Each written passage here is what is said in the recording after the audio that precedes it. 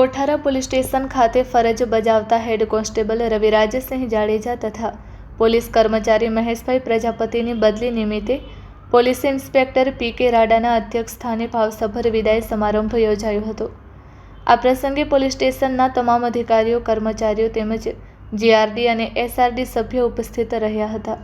સૌએ બંને પોલીસ કર્મચારીઓની નિષ્ઠા, પ્રામાણિકતા અને સેવાભાવી કામગીરીની પ્રશંસા કરી નવી ફરજ માટે શુભેચ્છાઓ પાઠવી હતી।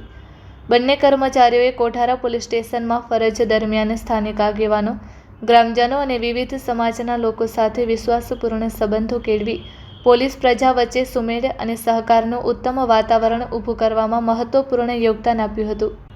તેમની કાર્યશૈલીએ પોલીસ પ્રજાનો મિત્રના સૂત્રને સાચા અર્થમાં સાકાર કર્યો હોવાનું ઉપસ્થિતોએ જણાવ્યું હતું।